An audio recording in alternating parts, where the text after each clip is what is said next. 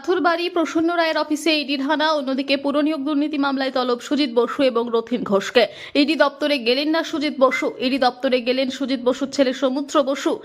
SSC মামলা তদন্তে পার্থ চট্টোপাধ্যায়ের বাড়িতে ইডি, প্রাক্তন শিক্ষামন্ত্রীর নাকতলার বাড়িতে এনফোর্সমেন্ট ডাইরেক্টরেট, কেন্দ্রীয় বাহিনীকে সঙ্গে নিয়ে পার্থ চট্টোপাধ্যায়ের বাড়িতে ইডি। গোটা নাকতলা এলাকা কেন্দ্রীয় বাহিনীতে 6 লাখ। 3টি গাড়িতে করে পার্থ চট্টোপাধ্যায়ের বাড়িতে ইডি আধিকারিকরা। শিক্ষা দুর্নীতিতে অভিযুক্ত মিডলম্যান প্রসন্ন কুমার রায়ের নিউ টাউনের অফিসে ইডি হানা।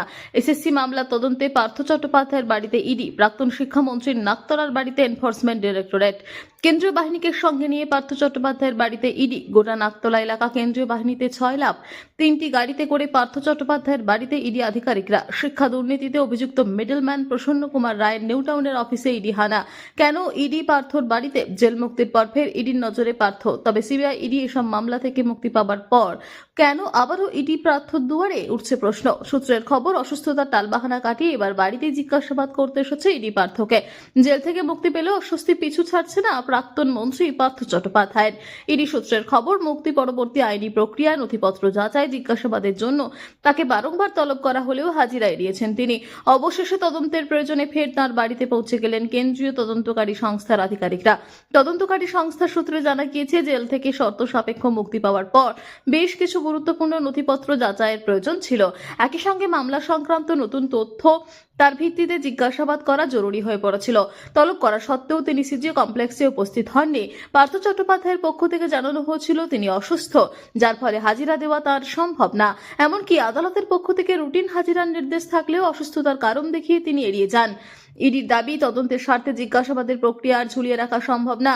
যেহেতু তিনি অসুস্থতার কারণে দপ্তরে আসতে পারছেন না, তাই তার শারীরিক অবস্থা এবং আইনি বাধ্যবাধকতা মাথায় রেখেই সরাসরি তার বাসভবনে পৌঁছে গিয়েছেন আধিকারিকরা। পার্থর আইনজীবী সূত্রের খবর, ইডির তরফে 3বার চিঠি দেওয়া হয়েছিল হাজিরা দেবার জন্য। পার্থর আইনজীবী তিনি নিজেই জানিয়েছিলেন, প্রয়োজনে ইডি আধিকারিকরা পার্থর বাড়িতে গিয়ে জিজ্ঞাসাবাদ করতে পারে।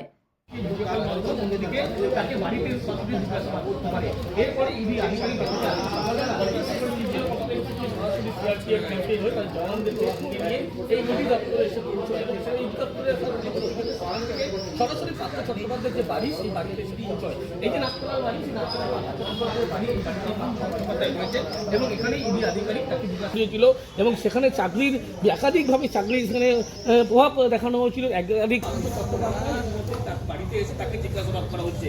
তার কারণ পার্থের জিজ্ঞাসাবাদের এসএসসি দুর্নীতি মামলার ক্ষেত্রে পার্থ চট্টোপাধ্যায়কে জিজ্ঞাসাবাদের তার কারণ এই মোটা অঙ্কের বিনিময়ে প্রচন্ড কুমার রায়ের হাত ধরে কিন্তু এই চাকরি একাধিকভাবে টাকা তার কাছে পৌঁছেছিল, এমনই কিন্তু তথ্য উঠে এসেছিল। এর পরবর্তী ক্ষেত্রে ইডির পক্ষ থেকে আজকে কেন্দ্রীয় বাহিনীর সঙ্গে সঙ্গে নিয়ে ইডি আধিকারিক তারা পার্থ চট্টোপাধ্যায়ের এই যে বাড়ি, সেই বাড়িতে ইতিমধ্যে এসে পৌঁছেছেন।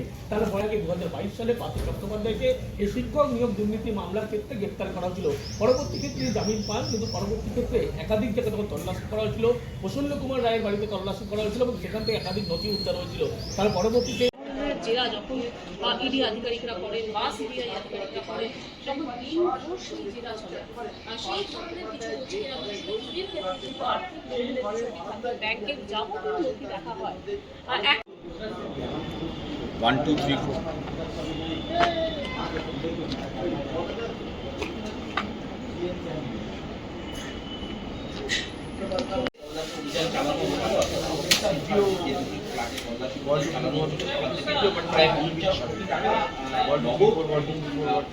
11 কোটি টাকারও বেশি সোনার গহনা, সোনা, রূপা এবং সঙ্গে